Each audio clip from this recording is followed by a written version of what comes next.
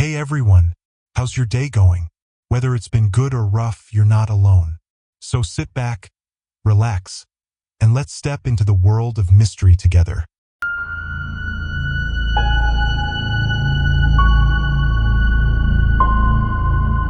I had been alone in my apartment for nearly 2 weeks.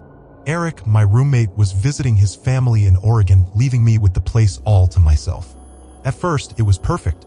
No distractions, no obligations, just pure solitude. I had taken a few vacation days from work, not for traveling, not for any big plans, just to do nothing. I wanted to binge watch my favorite true crime shows, eat whatever I wanted, and exist without a schedule. And that's exactly what I did. For the first few days, it was great. I sprawled across the couch, ordered unhealthy amounts of takeout, and stayed up way too late watching TV. But solitude has a way of shifting. At first, the quiet was peaceful. Then it became unnerving. It was in the little things, the way my footsteps echoed louder than usual, the way the hum of the refrigerator seemed more pronounced, the way the walls felt too still. By the time the second week rolled around, I had started leaving the living room window open, just enough to let in the noise from the street below. I told myself it was to get fresh air. But the truth was, I needed to hear something. Because the silence? It was starting to feel unnatural.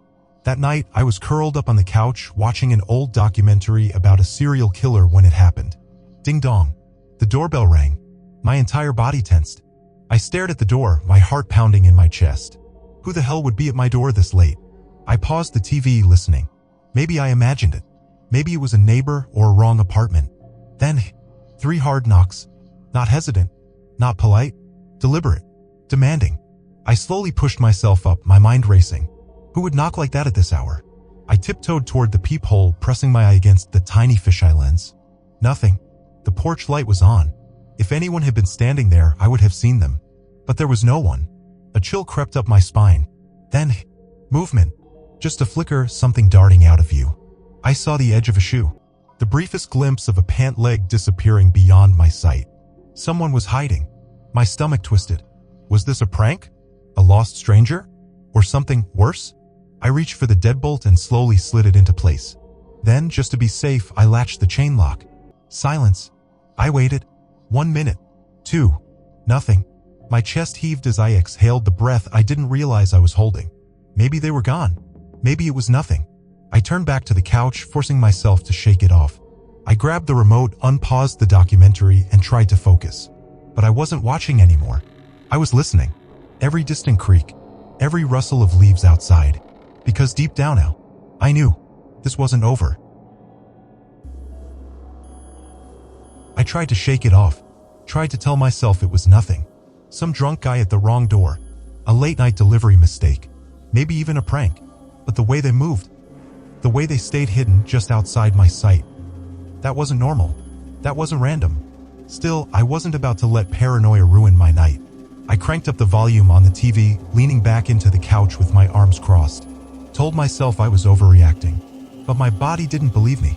My shoulders were tense. My stomach was tight. And my eyes kept drifting toward the front door. It was quiet. Too quiet. For a long time, nothing happened. No more knocks. No more movement. Eventually, the exhaustion caught up with me. I yawned, rubbing my eyes, and checked the time. 2:47 a.m. I needed to get to bed. But before I turned in for the night, I did something I had never done before. I checked every single lock. Twice. The front door, deadbolt and chain lock secured. Windows, shut tight. Bathroom, empty. Closets, nothing but clothes and dust. It was stupid. It was excessive. But something inside me refused to sleep until I was sure. Finally, I turned off the TV, grabbed my phone, and went to my room. I kept the light on as I climbed into bed. Not because I was scared. Just because. I scrolled mindlessly through my phone, checking emails, flipping through social media, anything to distract myself from the uneasy feeling lingering in my gut. The floor creaked once. I froze. It was an old apartment. The wood always creaked. I ignored it. Kept scrolling. Somewhere down the hall, I swore I heard something shift. I ignored that too. Eventually, my eyelids grew heavy. The phone slipped from my grasp, hitting the mattress beside me. And finally, I drifted off. I don't know what time it was when I woke up, but I knew exactly what had woken me. A sound. Soft.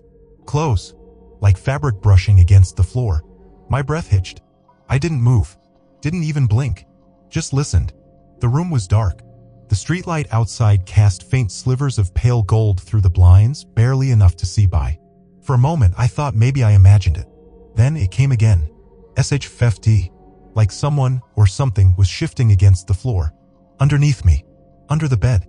I felt my body lock up, muscles frozen in place. I wanted to believe it was my imagination. But deep down I knew. There was someone under my bed. I didn't move. Didn't breathe. Didn't even swallow. I lay perfectly still, every nerve in my body screaming at me to run. But I didn't dare. Because I knew if I moved too quickly, if I made a sound, they'd know I was awake. I tried to think. What do I do? Should I jump up and sprint for the door? No. Too risky. Too much time for them to grab me. Should I grab my phone? Call 911? No. My phone was on the mattress beside me. Reaching for it meant moving. And moving wasn't an option. Seconds stretched into minutes. The sound stopped. Silence. Maybe they were waiting.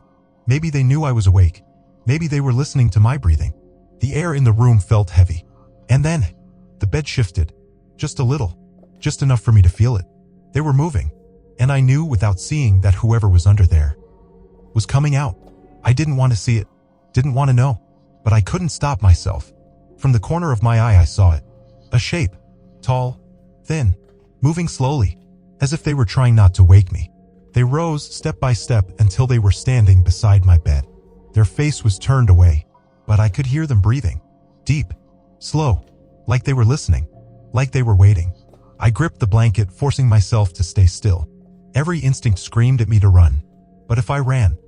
What if they chased me? I don't know how long I stayed frozen. Maybe seconds. Maybe a lifetime. But at some point, the figure moved. Not toward me. Toward the door.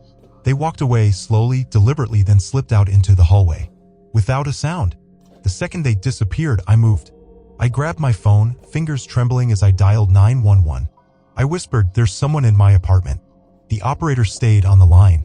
I barricaded myself behind the bed, clutching the phone like a lifeline. And I waited. Minutes crawled by. Then, sirens. Blue and red lights flooded through my window. A knock, this time from the police. I unlatched the door with shaking hands, stepping back as officers rushed in. They searched every inch of my apartment. The hall. The closets. Even the crawl space in the attic. No one. No broken windows. No forced entry. Nothing. They told me I must have left the door unlocked earlier.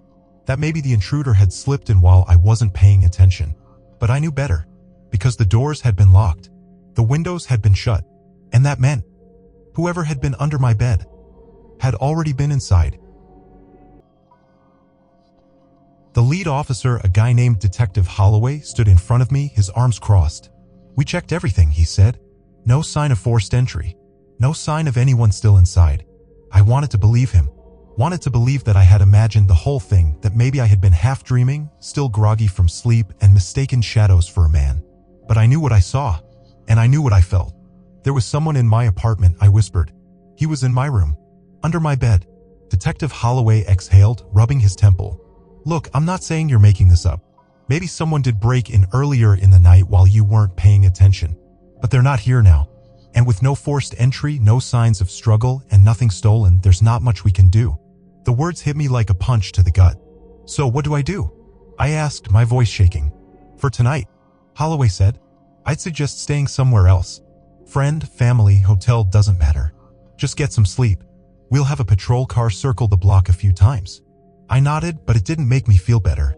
Because no matter where I went, the fear was coming with me. By the time the police left, the sky was beginning to lighten. 5:30 a.m. I grabbed my keys and a bag, packed some essentials, and left. I didn't have anywhere specific in mind. I just needed to get out. I checked into a small hotel downtown, not far from my office. The clerk gave me a key card and a polite smile, oblivious to the sheer exhaustion radiating off me. I collapsed onto the bed, phone clutched in my hand. Despite everything, despite the sheer terror of what had happened, my body gave in to exhaustion. And for the first time in days, I slept. When I woke up, the sun was high in the sky. 11:42 a.m. For a second, I felt normal. The fear didn't hit me immediately. But then I turned on my phone, and I saw the notification. Apartment entry alert, 9:18 a.m. My stomach dropped. I tapped the notification, pulling up the security app one had installed months ago. The system was basic, a cheap indoor camera positioned in the living room that activated when movement was detected. I pressed play. The footage loaded. At first, it was just my empty apartment. Silent. Still. Then, movement. The bedroom door creaked open slowly, and a figure stepped out. Tall, thin, dressed in dark clothes. But the worst part? He was coming from inside my room, from inside the apartment. He had never left. I slammed my phone down on the bed, my entire body locking up. He had been there, still inside when the police searched the place. Still inside while I was standing in the same damn apartment with them. How? Where had he been hiding? And more importantly, was he still there now? I grabbed my phone again, my fingers shaking as I scrolled through the footage. The man moved slowly like he had all the time in the world. He walked to the kitchen, opened the fridge, took something out. He was making himself at home. Then, just as casually, he walked back toward my bedroom door and disappeared inside, into my room. I didn't hesitate this time. I called 911 immediately the moment my voice steady enough to speak. "There's someone in my apartment," I said. "I have footage. He never left." The dispatcher was calm, professional. "We have officers en route now. Stay where you are." I wasn't planning on going anywhere near that place. I sat in my hotel room, phone clenched in my hands, staring at the screen as if the man might suddenly turn and look at the camera. Like he knew I was watching. A knock at the hotel door made me jump. For a second, I thought, no way. He found me. But it was just room service. I laughed at myself, a dry, humorless sound. I was losing my mind. This time, the police didn't take my claims lightly. 2 officers met me outside my building, guns drawn as they entered. I waited by the patrol car, stomach in knots. 10 minutes later, one of them came back out. "No one inside," he said. "But you should come see this." I didn't want to, but I had to. I stepped back into my apartment, my skin crawling. One of the officers pointed toward my bedroom. The closet door was wide open. I frowned. Then I saw it. The small crawl space inside the closet. The panel had been moved. And inside? A makeshift nest of blankets. Empty food wrappers. And my spare key. The one I thought I lost weeks ago. I stared at the officer. "How long do you think he was in here?" His expression was unreadable. "Hard to say," he admitted. "But if I had to guess?" His gaze moved to the nest of blankets. "Longer than just last night." The cops took another report. They dusted for fingerprints, asked me questions, but in the end, there wasn't much they could do. I moved out that weekend. Found a new place. Paid extra for high security locks. And for a while, I thought maybe it was over. Maybe I was finally safe. But then, a few weeks later, I woke up to a notification. Apartment entry alert, 3:42 a.m. My heart stopped. I wasn't home. The apartment was supposed to be empty. I pulled up the footage, my stomach in knots. And there he was. The man, standing in my old apartment, looking around, looking for me.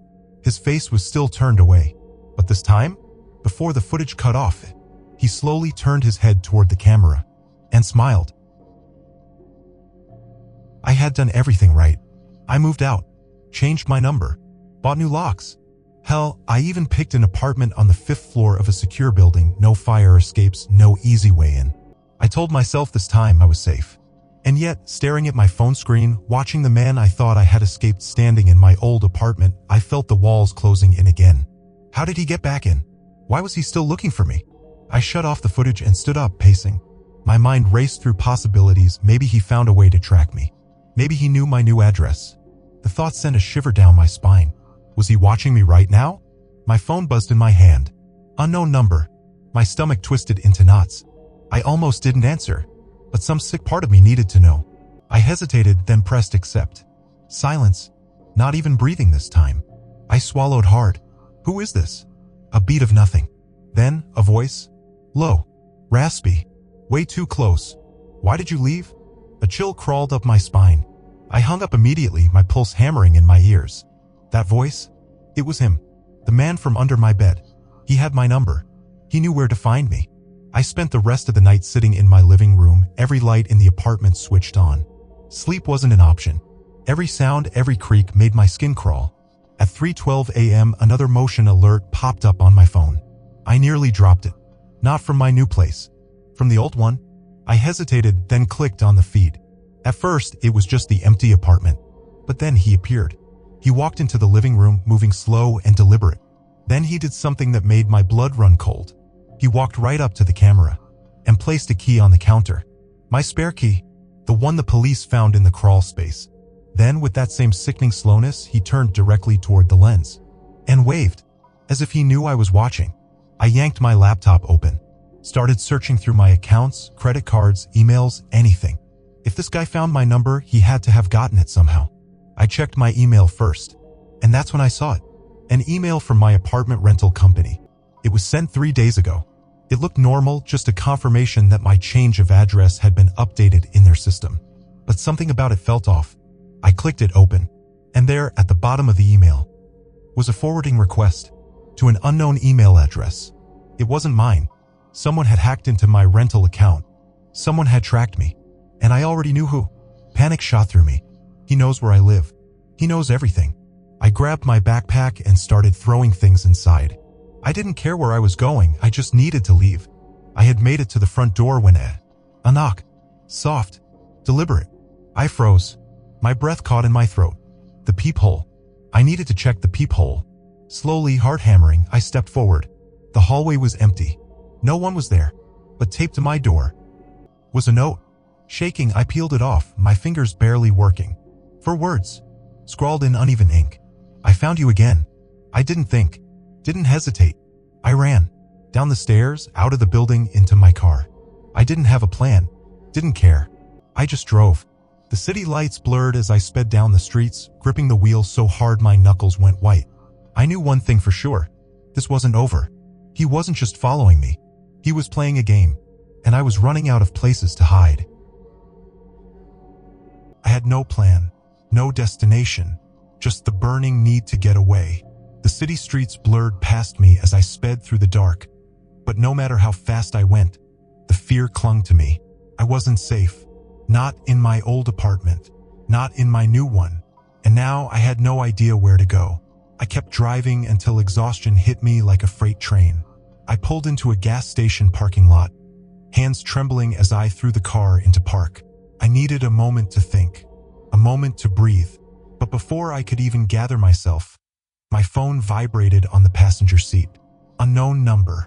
I didn't answer, didn't even touch it. But a second later, a text popped up. 4 words. You can't hide forever. I felt my stomach drop. Then another buzz. A second text. This time a picture of me sitting in my car right now at this exact gas station. I looked up, heart pounding. The parking lot was mostly empty, save for a few parked cars. A man filling up his tank. A woman in a hoodie walking toward the store. But someone was watching me. I grabbed my phone and dialed 911.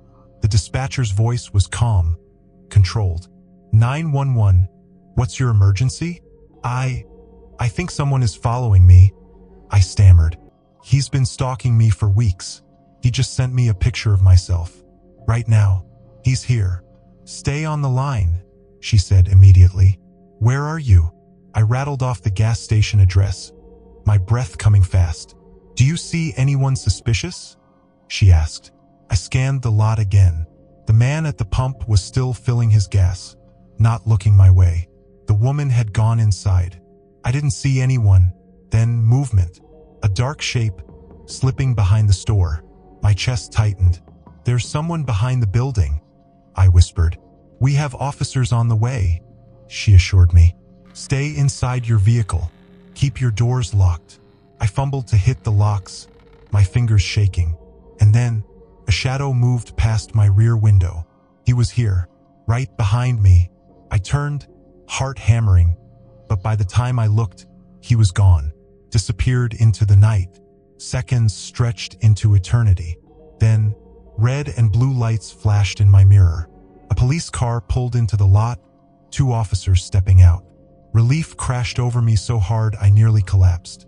One officer approached, motioning for me to lower my window. Are you the one who called? I nodded frantically. He was here, just now.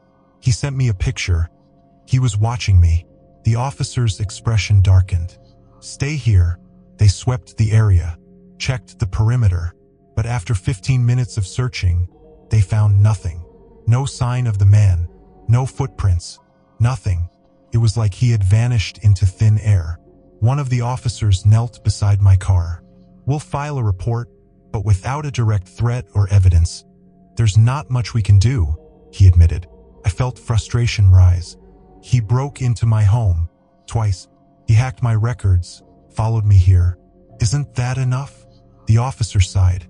"I don't doubt you, but stalkers like this, they're careful. They don't leave a trail.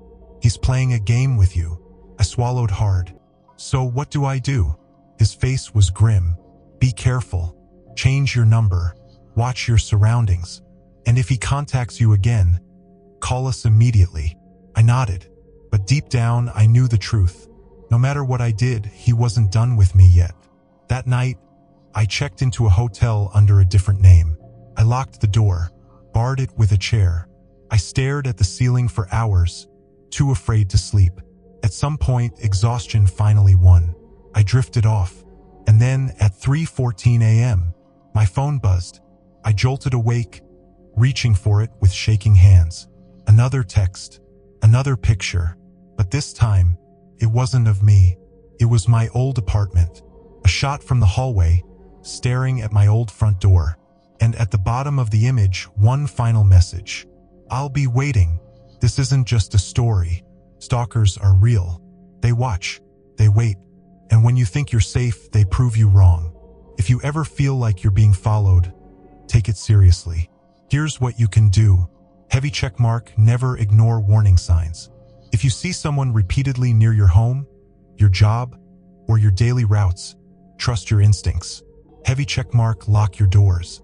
Always, stalkers don't need to break windows. They find ways in long before you notice. Heavy checkmark, change your routines. Never take the same route every day. Never check in at the same locations. Make yourself unpredictable. Heavy checkmark, tell someone. A friend, a family member, the police. Never try to handle it alone. Heavy checkmark, document everything. Every call, every message, every suspicious sighting. The more evidence you have, the better chance authorities can act. Stalking is not just a creepy encounter. It's a crime. And sometimes, the worst ones never stop watching.